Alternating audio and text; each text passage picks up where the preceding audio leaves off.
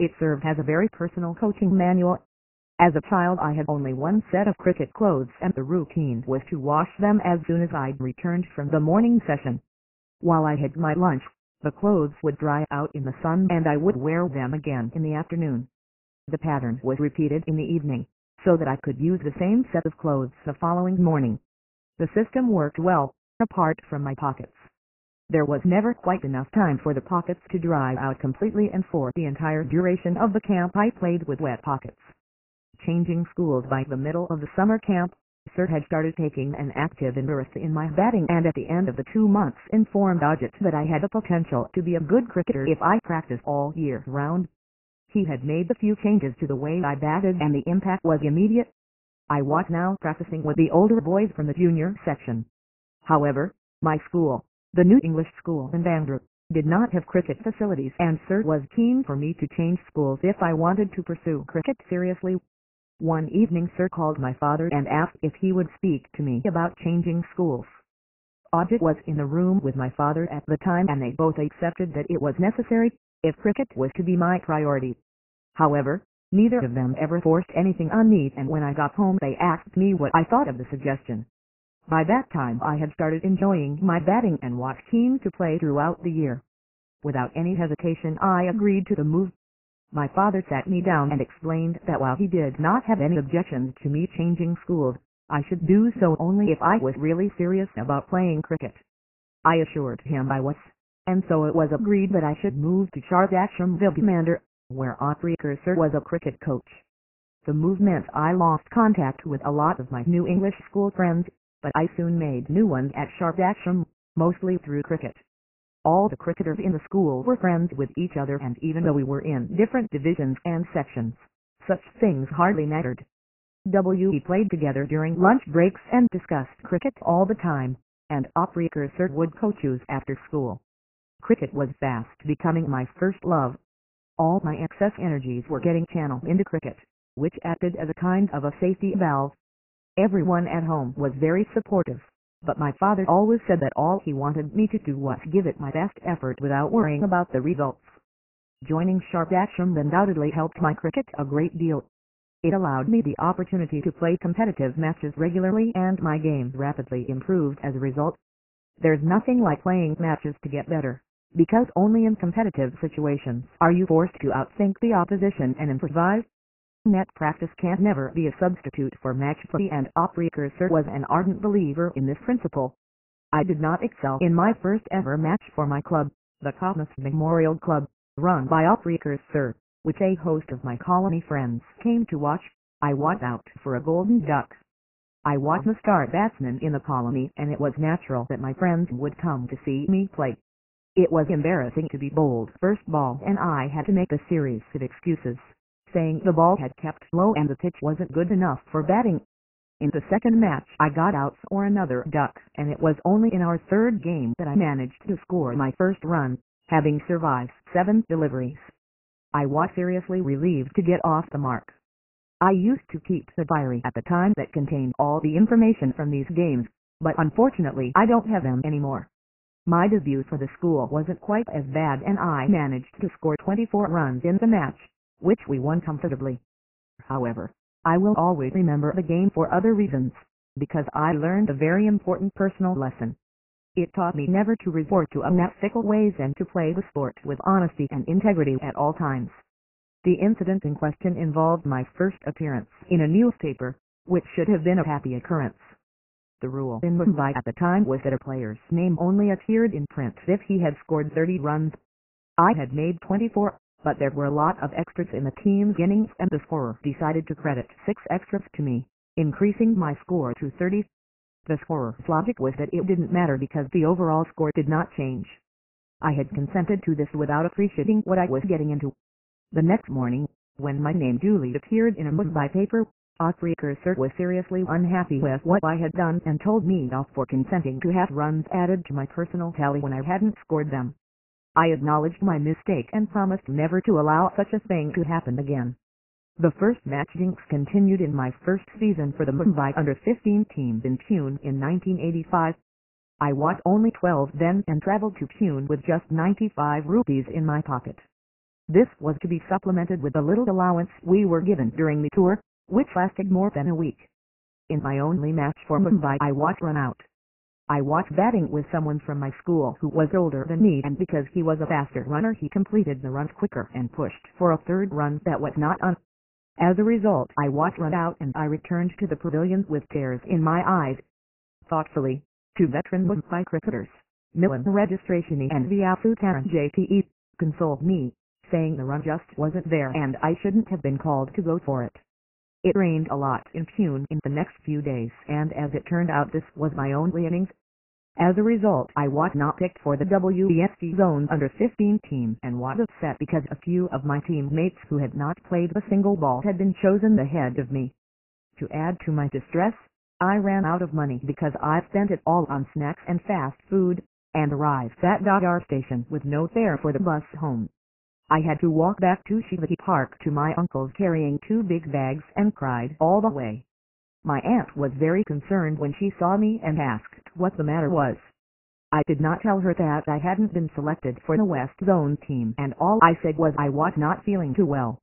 My first earnings from cricket playing for my school regularly helped me learn the art of scoring big runs and batting for a long time. During school holidays I played practice matches for my club almost every day. In fact, in my first year at Sharpdasham I played 55 practice matches during the summer break of 60 days. My summer sessions used to start at 7.30 meters and I'd bat for 2 hours, split into 5 net sessions. All of these sessions were rigorous and required intense concentration. After the morning session, I would go straight into the practice match, which would end at 4.30 meters. Then my evening session would start at 5 p.m. after only a 30-minute break. During the break sir would often give me some money to go and have a data pot of popular Mumbai fast food or a soft drink as a treat. Between 5 p.m. and 7 p.m. I'd have 5 more net sessions, before a final session of 15 minutes, when sir would place a 1 rupee coin on top of the stumps, and if I managed to avoid getting out, the coin was mine. In this session every bowler in the camp would come and have a go at me, with some 60 to 70 boys fielding. Even if the ball was caught 90 yards away, which was a distance bigger than the boundary length at any school ground in India, I was out. It meant I had to hit every ball along the ground to survive those intense 15 minutes. It was a serious challenge, but with time I started enjoying this session the most. Winning the 1 rupee coin used to give me immense satisfaction and taught me how to concentrate even when physically drained.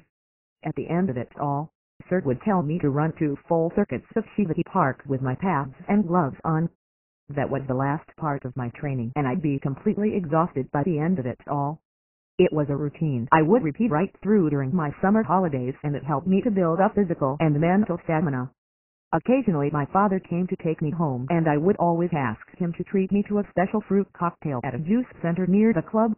While this regular demand was a little unreasonable, because at the time I did not realize that my parents also had to take care of the needs of my brothers and sisters, my father would invariably end up giving me what I wanted, just to see me happy. On other days, when I made my way home from Shivaji Park on my own, I'd often fall asleep on the bus. If I managed to sit down, that island, anyone who has been on a Mumbai bus at peak hours will know just how difficult it is to get a seat. On days when I wasn't so lucky, it was still a challenge just to stand with a kit bag, because the bus conductors would inevitably complain about me taking up the space of another passenger. It could be embarrassing because the conductors were often rude and would sometimes ask me to buy 2 tickets. I didn't have the money for a second ticket, and I had to learn to take these remarks in my stride. Dirty clothes often added to the embarrassment. After I'd played in them all day, the clothes were usually in quite a smelly state, and this was the cause of a lot of discomfort and guilt on the way home. With time I evolved a way of wrapping the kit bag around me. Just as the helmet and pads became a part of me while batting, so the kit bag became an extension of me on the bus. So when people ask me these days if I have ever been on public transport, I tell them I used to travel on crowded buses and trains 4 times a day during my first year at Sharpdasham. And from a very young age I used to do it alone. I'd often take a bus or train from Bandra to Churchgate, and it was all a great learning experience. Within a few months I had made a lot of friends, and we had great events traveling together to matches. Moving to Shivati Park after a year of commuting between Bandra and school, my family realized that the daily travel was getting too much. I had to catch a connecting bus midway into the journey, and if I missed the connection I'd be late for school. Also, the 1.5-hour journey would end up exhausting me, and it had started to have an impact on my training time. More worryingly, I had twice fallen sick in the first year of my daily commute to Shardashram and had also contracted jaundice.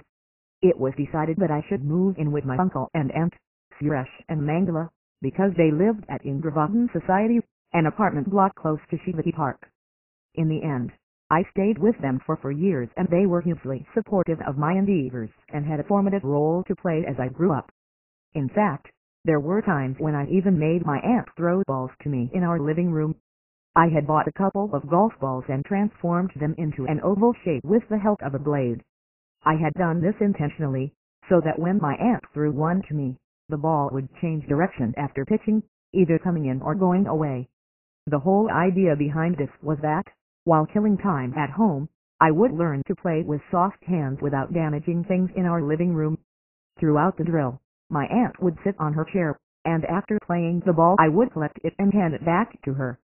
When my aunt wasn't around, I would hang up the ball in a sock and hit it with the edge of my bat. Hitting it with the bat's full face was much too easy, and when I hit it with the edge I would try to middle it as many times as possible. When it did not hit the middle, it would come back from different directions. It became an in-spear or an out-spear, and it was fun to negotiate the challenge. These drills helped my hand-eye coordination and also my awareness of which direction the bat should come from to meet the ball. My uncle and aunt's house was a 30-minute walk from school. It meant I could get more rest in the morning and could come home for lunch around 1 p.m. and go back to play the practice game at my club by early afternoon. Sir would invariably schedule 3 practice games a week for me and would ensure that I batted at number 4 in each one of them. He could do that because it was his club. I would bat in my favorite position in all the matches I played, and if I got out I'd have to change quickly and go out and field. This was a good incentive to keep batting and not get out at all, as I didn't enjoy fielding anything like as much as batting. After the match I'd resume my own training in the evening before calling it a day at 7.30. On days when there was a school match, we tried our best to stretch it to a second day. For example, if we were set to chase 300 we score to 60 to 70 runs on the first day and keep the remaining runs for the next morning. This would allow us to miss school on the second day, and after quickly wrapping up the match in the first half an hour, the team would head off to the beach to play cricket. Playing beach cricket was always a lot of fun, and we would all have a great time. Both my parents would visit me at my uncle and aunt's almost every day after they finished work. For my mother in particular it was an arduous journey, since traveling there from her office in Santa Cruz in peak hour traffic on public transport was a real challenge back then. The fact that both of them would happily put in the time after a full day's work, just so I would not feel neglected, was remarkable. In the 1986-87 season I started to make runs consistently and also scored my first 100. We were playing Don Bosco School at Shivati Park, and I was not out on 94 at the end of the first day. A few days before this match I had invited Sir to my house for dinner. Sir, however, said he would come only when I had scored my first 100 in school cricket. Feeling excited and anxious, I decided to sleep with my father that night and kept tossing and turning till late. My father tried to comfort me, saying I should go to sleep and that my body needed rest after batting all day. I couldn't and only managed to get a couple of hours sleep before waking up very early the next morning. Sensing my anxiety, my father took me to a Ganapati temple in Bandra to seek the blessings of Lord Ganesha, and only then did I leave for Shivati Park. On my way I visited another Ganapati temple, the one I regularly visited before games. There was a water tap inside the temple premises, and I regularly used to drink from it before I went to the ground. I did the same that day, and in the very first over hit boundaries to reach my 100. True to his word, Sir came for dinner that night, and it was a deeply satisfying moment. One of my best early seasons was at Shardashram in 1987-88, when I played in both the Giles Shield and the Harris Shield. For those unfamiliar with the intricacies of Mumbai cricket, the Giles Shield is meant for boys under the age of 14 and Harris Shield for those under 16. Looking back, It seems remarkable that I played in both, but I didn't think much of it at the time. These tournaments are acknowledged as breeding grounds for young talent in Mumbai, and good performances tend to get noticed in the city's cricket circles. In the Harris Shield that season I scored the record 1,025 runs in 5 matches and was out only once. It now seems extraordinary, but my scores in the quarter-final, semi-final and final read 207 not out, 326 not out and 346 not out. What's more, after scoring 326 not out in the semi-final of the Harris Shield, I walked right across the Avid Maidan recreation ground to the other side to play in a Biles Shield match, in which I made 178 not out, winning us the game. I started out with 100 in the first match of the season, scoring 125 before getting out, and it was a dismissal I have never forgotten. I was out-stumped to an off-spinner who was hearing impaired, and I vividly remember the expression on his face when I was beaten by a beautifully flighted delivery. But the ball went on to elude the keeper, and within a fraction of a second the bowler's expression turned from euphoria to despair as he saw the missed stumping opportunity. Yet I did not go back to the crease and instead started walking back to the pavilion, allowing the wicket-keeper to complete the stumping. It was the only time I was out in that season's competition. While I didn't consciously mean to show sympathy to the bowler, it was one of those moments that are difficult to explain. It was not an act of charity exactly. Rather, it was a good ball, and I knew I had been comprehensively beaten. The keeper fumbled the take, and the bowler looked distraught at the missed opportunity. He had done everything for the wicket and deserved the dismissal. In the semi-final of the Harris Shield against St. Xavier's in February 1988, the 3-day game, we were 84-2 when I went in to bat at number 4, with Vinod Kandli, an extremely talented youngster in Mumbai's cricket circles at the time, already at the crease, having gone in at number 3. W.E. immediately plundered the St. Xavier's attack and never let up all the way through what would become the record-breaking partnership.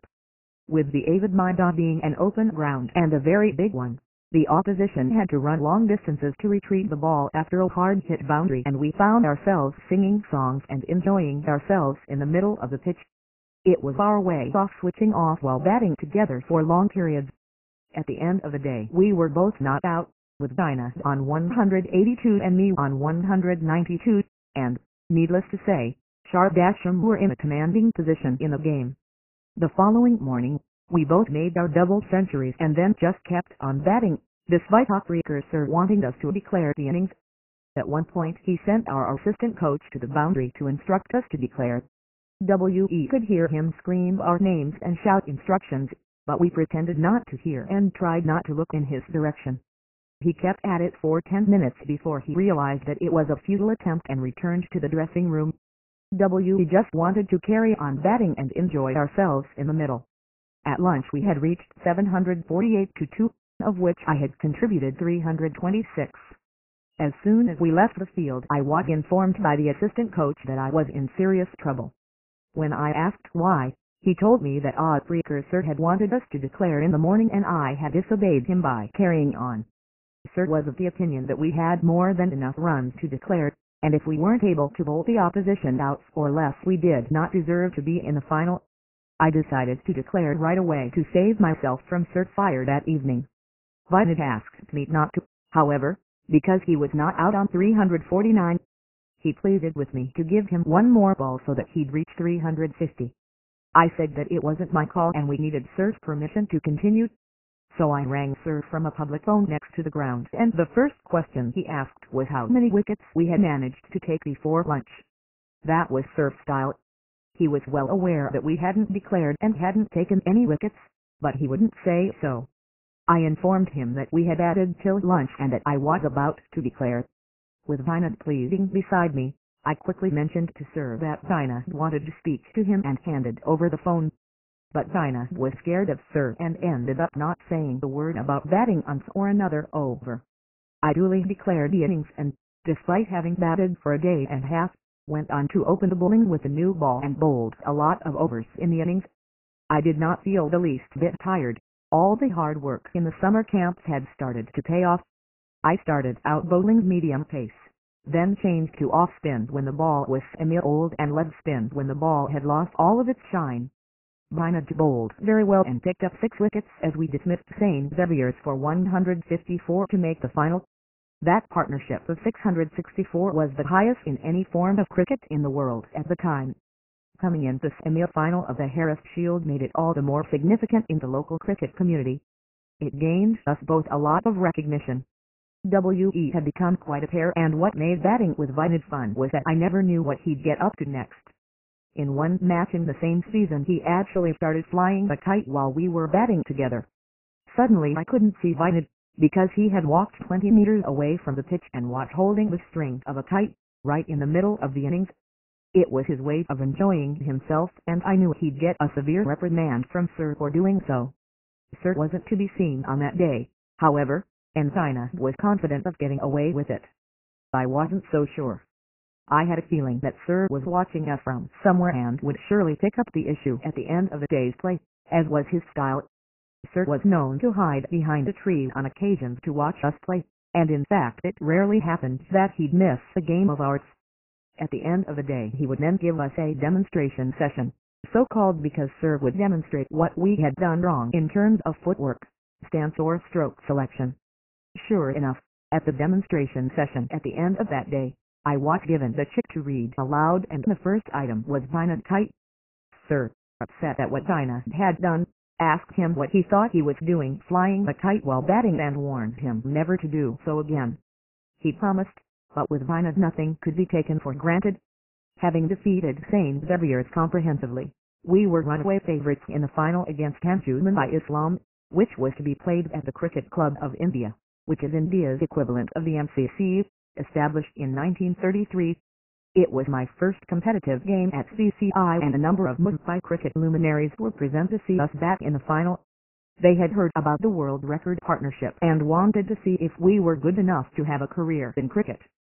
Dilip and Sarkar, Sunil Gavaskar and CCI President Raj Singh Jangarpur were in attendance, and I did not want to disappoint them. On the eve of the final I was given a superb gift by Hemant Kendra, Sunil Gavaskar's nephew, which served as an added incentive to perform well. At the time I did not have good pads to play with, and Sir had a word with Hemant about it. Hemant had with him a set of pads used by Sunil Gavaskar, the really light ones with blue padding inside, and decided to give them to me. I was delighted and humbled, and went without it to his house to collect my gift. I felt very proud to wear pads once used by Sunil Gavaskar. I went in to bat 30 minutes before lunch on the first day of the final and kept batting for close to 2 days. I was eventually unbeaten on 346 when we were bowled out before tea on the third day. It was a very significant innings in the context of my career, for shortly afterwards I was included in the list of probables for the Mumbai Ranji Trophy team. In my early days as a cricketer, another person who helped me considerably was Hemant W. Ingankar. Hemant, a student of my father's, knew me as a child and has followed my career from start to finish. It was at Hemant's initiative that Anil Joshi, Vijay Shirky and Sanju Kamkar's son Grace Matt Fatal, a well-known Indian company, came forward to support both China and me with cricket equipment. I am glad that our friendship, which is now close to 3 decades old, continues even today. My Sir, looking back at these years of cricket, I must say I owed a lot to my coach Ramakant Afrikar, as well as his assistants, Das Shibalkar and Laxman Chavan. Had it not been for Sir, I would not be the cricketer I turned out to be. He was a strict disciplinarian and did everything he could for me. On certain days he would even drive me all the way across Mumbai on his scooter to get me to matches on time. Even though I loved cricket, there were still occasional days when playing with my friends at home was such fun that I would conveniently forget I was supposed to go to the nets. If I didn't turn up, Afrikar Sir would jump on his scooter and come to find me at Sahiyasahawas. Inevitably, I would be outside, engrossed in some game or other with my chums. Sir would spot me in the melee and virtually drag me to our apartment. I would come up with excuses, but he would have none of it. He would get me to change and put on my shoes, and then I'd ride billion with him as we headed off to Shivaji Park. On the drive he would tell me, "Don't waste your time playing inane games with these kids. Cricket is waiting for you at the nets. Practice hard and see what magic can transpire." At the time, I hated being dragged off, but as I look back I feel sheepish about my actions and can only admire Ottbreaker Sir's farsightedness. Sir also punished me on one occasion when trying to teach me a very important lesson. Shardashram English and Shardashram Marathi schools had made it to the finals of the Harris Shield, and the match was to be played at the W. Ankad Stadium. I was at that stage a Giles Shield player and had nothing to do with the Harris Shield. Knowing that I want to go and watch the game, Sir had arranged a practice match for me and warned me not to miss my own match and go off to the W. Ankad. However, I disobeyed and went along to the final, not anticipating that Sir would be there.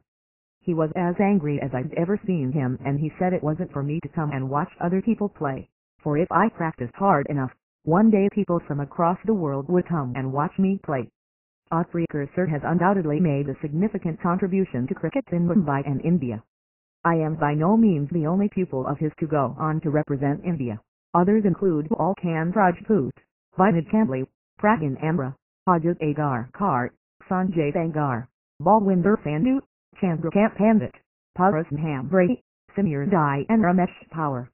Not for one moment has he been interested in financial gain, however. Quite the opposite. In fact, there were many occasions when he would help out those who were so poor they could not even afford the few rupees normally charged for his summer school.